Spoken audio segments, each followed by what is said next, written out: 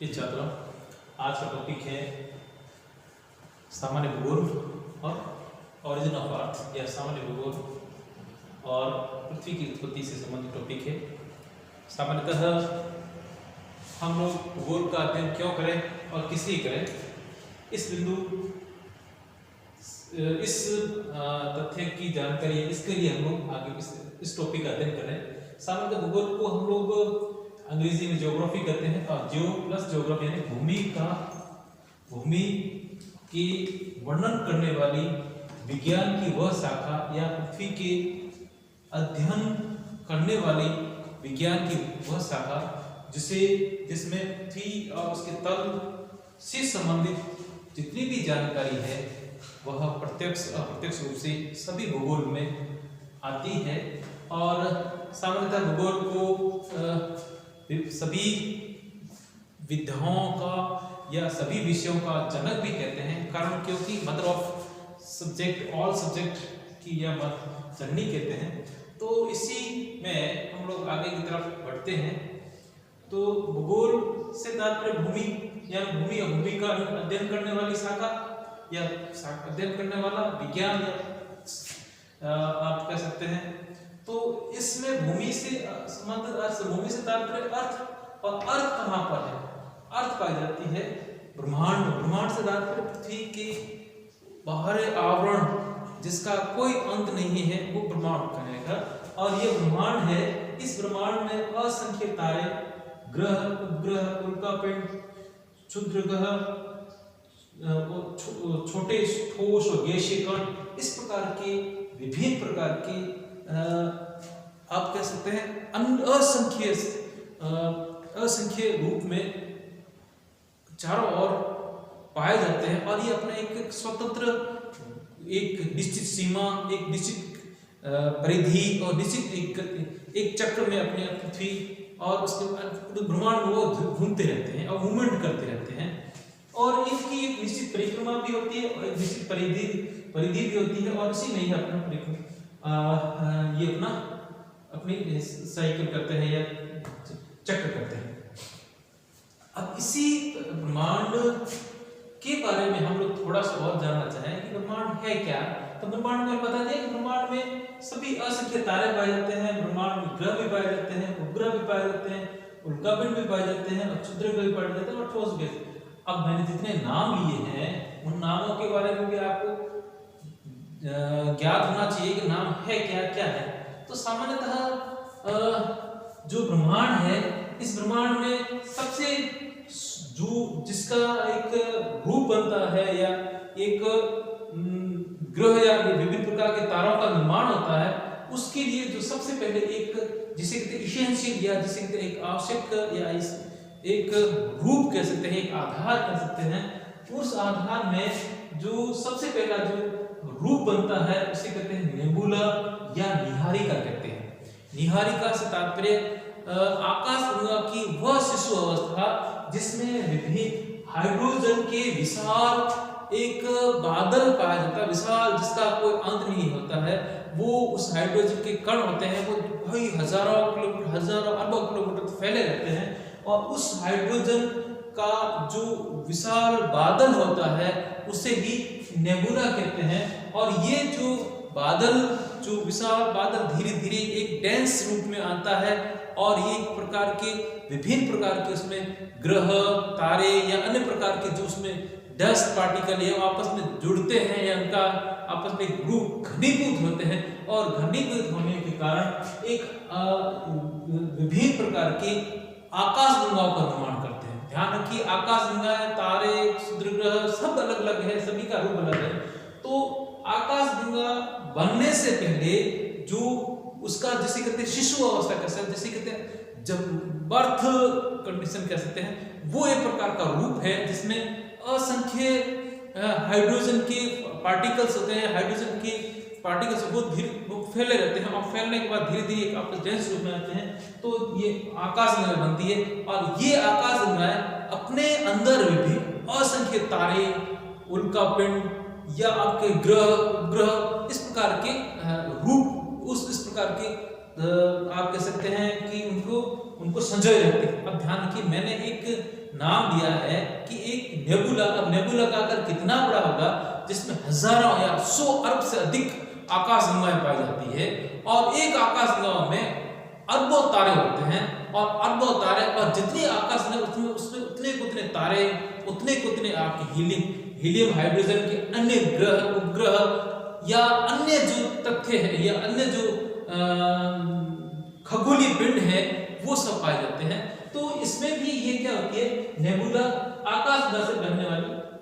अब आकाशगंगा क्या होती है कि आकाशगंगा ब्रह्मांड में पाए नेबुला के बाद जो घनीभूत रूप बनते हैं वो आकाशगंगा होती है, और एक नेबुला में कई हजारों आकाशगंगा होती है, और आकाशगंगा नेबुला की विकसित अवस्था, निहारिका की विकसित अवस्था होती है, जिसमें 100 से 100 अरब से अधिक आकाशगंगाएं पाई जाती है। अब इस आकाशगंगा में कई सौर मंडल होते हैं। सौर मंडल से तात्पर्य सूर्य, जैसे अभी सूर्य जैसे है वैसे वैसे कई हजार तारे पाए जाते हैं, और इसमें जो आकाशगंगा, हमारी जो आकाशगंगा है, हमारी जो उसका नाम है मिल्की वे, या आप कह सकते हैं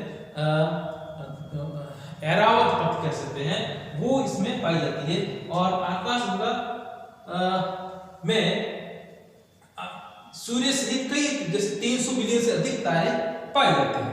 अब इनमें सबसे बड़ी आकाशगंगा जो पाई जाती है वो है मर्केनियम 348 जो आकाशगंगा है वो अभी तक ज्ञात हुई आकाशगंगाओं में सबसे बड़ी है। और जो हमारी जो आकाशगंगा, जिसे हम लोग मिल्की वे कहते हैं, दुग्ध मेखला कहते हैं, उसके सबसे निकटतम जो आकाशगंगा पाई जाती है वो एंड्रोमेडा के नाम से पाई जाती है। अब इनके बाद हम लोग इस आकाशगंगा में, मैंने क्या नाम, सूर्य सहित 300 बिलियन तारे।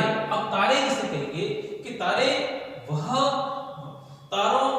किसे कहेंगे कि तारे हीलियम और हाइड्रोजन से बने हुए पिंड होते हैं, वो एक प्रकार, और वो इनमें क्या, हीलियम और हाइड्रोजन आपस में रिएक्शन करके हीट जनरेट करती है, ऊष्मा पैदा करती है और आग जलाती है। इस वजह से वो जलते हुए दिखाई देते हैं, और यह हीलियम हाइड्रोजन से बने हुए पिंड होते हैं जो चमकते हैं, ऊष्मा प्रदान करते हैं, और यह एक निश्चित रूप में बनते रहते हैं, बिखरते रहते हैं। इन तारों के समूह को हम लोग क्या कहते हैं, तारामंडल। और इसमें भी जो जैसे कुछ बड़े तारे, कुछ प्रसिद्ध तारे हैं, जैसे हरकुलस है, हाइड्रा है, और एक आकाशगंगा में जैसे अभी तक जो कुल आकाशगंगा, अभी तक जो हमारी जो आकाशगंगा कह सकते हैं मिल्की, उसमें 89 तारामंडल पाए जाते हैं, और सबसे बड़ा जो तारा है वो सेंट्रस है। और इसके अलावा जो दूसरे, ये तो मैंने तारे मतलब ऐसे जो पिंड जो हीलियम और हाइड्रोजन से ऊष्मा प्राप्त करके अपना आप स्वयं प्रदीप्त होते हैं, या जलते हैं, या जलते हुए दिखाई देते हैं। इसके अलावा दूसरे जो तारों के बाद जो दूसरा जो आपके कह सकते हैं खगोलीय पिंड दूसरे आते हैं धूमकेतु किसे कहेंगे, धूमकेतु सूर्य के चारों ओर लंबी और अनियंत्रित मतलब ऐसे बाकी सभी खगोलीय पिंड हैं, उनका एक निश्चित पिंड है, एक निश्चित चक्र है, उनके निश्चित एक सर्कल है, उसी के अंदर वो अपने घूमते रहते हैं, वो किसी दूसरे रास्ते से जाते नहीं है, और न ही किसी रास्ते में वो किसी दूसरे रास्ते को काटते हैं, न दूसरे में एंटर करते हैं। और परंतु धूमकेतु ऐसे होते हैं जो सूर्य के चारों परिक्रमा करते हुए अपने रास्ते में कभी-कभार रास्ते से भटक जाते हैं, रास्ते से बाहर हो जाते हैं, तो चारों एक अनियमित है, असंगठित कक्षा में यह घूमते हुए जो धूल के जो कण हैं या धूल के जो बादल होते हैं, जिसमें हो सकता है कई हजारों किलोमीटर लंबे भी होते हैं, कुछ छोटे भी हो सकते हैं, और इनकी हमेशा पूंछ हमेशा होती है वो उसी तरफ होती है, परंतु उसका सिर होता है वो उनकी तरफ, सूर्य की तरफ ही रहता है। और यह उसकी तरफ जैसे ही वो अन्य रूप में भी जाके वह, या अन्य आपकी ग्रहों की परिक्रमा में जाके भी वह प्रवेश कर जाते हैं। इसके अलावा एक नाम आता है शुक्र ग्रह। मंगल और बृहस्पति की जो एक बीच में जो पाए जाने वाले जो आकाश खगोलीय पिंड है उनको कहते हैं क्षुद्र ग्रह के नाम से जाना जाता है। ठीक इसी प्रकार से एक नाम आता है आपके सामने ग्रह, उपग्रह, उल्कापिंड, ये आता है।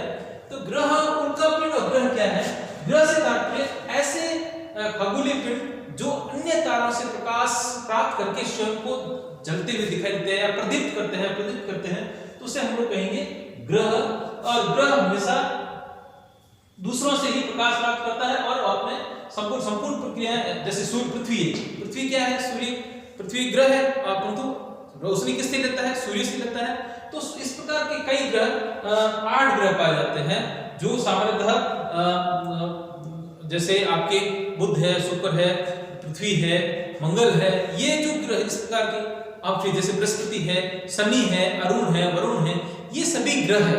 इन ग्रहों की एक लिमिटेशन है, ये अपनी एक निश्चित परिधि है, इनका निश्चित आकार है, इनका निश्चित द्रव्यमान है, इनका निश्चित घनत्व है, और ये अपने एक निश्चित लिमिटेशन में, एक निश्चित परिक्रमा, एक निश्चित राउंड में या निश्चित एरिया में घूमते हुए चलते रहते हैं। तो एक यह आपके कह सकते हैं ग्रह, और इन ग्रहों के भी उपग्रह, मतलब इनके भी छोटे छोटे और उपग्रह होते हैं, जो जैसे पृथ्वी का उपग्रह कौन है, चंद्रमा है। तो इस प्रकार के यह ग्रह पाए जाते हैं। इन ग्रहों को हम लोग उनके रूप, उनकी संरचना, उनकी दृश्य, तो सामान्यतः ग्रहों को 2 प्रकार के भागों में बांटते हैं, आंतरिक ग्रह और बाह्य ग्रह। आंतरिक ग्रहों में जो नाम आता है बुध, शुक्र, पृथ्वी और मंगल आता है, और बाह्य ग्रहों में बृहस्पति, शनि, अरुण, वरुण आते हैं। और 8 ग्रह और लगभग आपके 163 से अधिक उपग्रह पाए जाते हैं, और ये अन्य तारों से प्राप्त करके अपना सर्कल या चाहे अपना जीवन यापन कर सकते हैं। ये उनका सभी का अलग अलग सिस्टम पाया जाता है। अब इसके बाद जो अगला आता है उल्कापिंड, कि उल्कापिंड वो खगोलीय टुकड़े या गैस के टुकड़े या ठोस हो सकते हैं, या आपके ब्रह्मांड में जैसे ही ये खगोलीय टुकड़े पृथ्वी के वायुमंडल में आकर प्रवेश करते हैं, तो पृथ्वी के वायुमंडल में आते ही घर्षण के कारण यह नष्ट हो जाते हैं और हमें जलते हुए दिखाई देते हैं। उनको कहते हैं मीटियोर या उल्कापिंड के नाम से जाना जाता है। और यह इसके अलावा मैंने आपके सामने कुछ इन ग्रहों के बारे में जानकारी दी थी। अब इन ग्रहों का जो मुख्य केंद्र है वो पृथ्वी के लिए सबसे महत्वपूर्ण केंद्र है वो सूर्य क्या है, सूर्य भी एक प्रकार का तारा है जो पृथ्वी से लगभग कई हजार किलोमीटर दूर स्थित एक तारा है, जो जिसमें हाइड्रोजन और हीलियम की मात्रा पाई जाती है। और इस सूर्य से आने वाली किरणों से ही संपूर्ण पृथ्वी का निर्माण भी होता है, और सूर्य पृथ्वी पर संपूर्ण जैविक क्रियाएं भी संचालित होती है, और अभौतिक क्रियाएं भी इससे ही संचालित होती है। अब बात आती है तो क्या वास्तव में इस सूर्य से ही पृथ्वी का निर्माण होता है?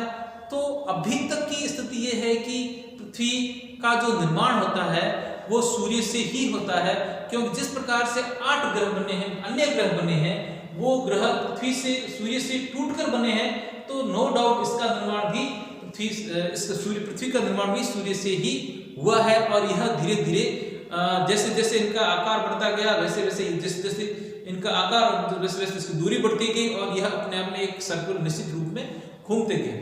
तो अब इस पृथ्वी का निर्माण होने के बाद यह किस रूप में पाई जाती है, तो पृथ्वी का जो रूप पाया जाता है वो एक प्रकार का अंडाकार रूप पाया जाता है, और यह एक निश्चित परिक्रमा में स्वयं घूमती रहती है, और यह इसका एक परिक्रमा में स्वयं भी घूमती है और सूर्य के चारों ओर ही चक्कर निकालती है।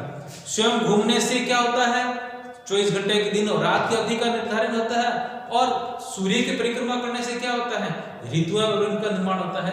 तो यह एक प्रकार का सिस्टम है जो कई अनादि वर्षों से कई वर्षों, तो आज की जो पृथ्वी है वह वर्तमान से लगभग 4 अरब वर्ष पूर्व इस सूर्य से अलग होने वाला एक टुकड़ा था। लगभग इस टुकड़े को या इस भाग को 200 वर्ष तो ठंडे होने लगे, और उसके बाद विभिन्न कालों में इसमें विभिन्न प्रकार की भौतिक क्रियाएं हुई, भू आकृति क्रियाएं, जिसमें चेंज भी होते रहे। कभी ऐसा भी काल आया कि संपूर्ण पृथ्वी पर पानी ही पानी बना रहा। संपूर्ण पृथ्वी पर तो आज हम लोग जो एरिया देख रहे हैं, महाद्वीप देख रहे हैं, महासागर देख रहे हैं, वो पहले समय में अलग अलग एक ही थे, बाद में धीरे धीरे टूटते हैं, फिर बाद में मौसम चेंज होते रहते हैं। कुछ वर्ष ऐसे आ जाते हैं पूरा पृथ्वी हिम बर्फ से ढक जाती है, कुछ ऐसा समय आता है पूरी पृथ्वी पानी की व्यवस्था आ जाती है।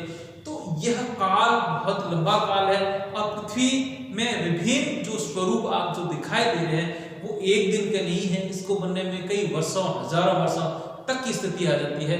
और भूमि के अंदर तो ऐसी घटनाएं होती हैं कि एक साधारण व्यक्ति उसे सामान्य लाइफ में उसे नहीं देख पाता, क्योंकि यह इतनी स्लो मोशन में होती है जिनको हम लोग आसानी से देख नहीं है। परंतु जैसे कुछ ऐसी क्रिया जैसे भूकंप आ गया, ज्वालामुखी है, ये तो क्या होती है, अकस्मात होती है, एकदम यकाक होती है। इस कारण इसमें तो इस पृथ्वी से संबंधित, पृथ्वी की उत्पत्ति से संबंधित सामान्यतः दो प्रकार की विचारधाराओं का संचालन होता है।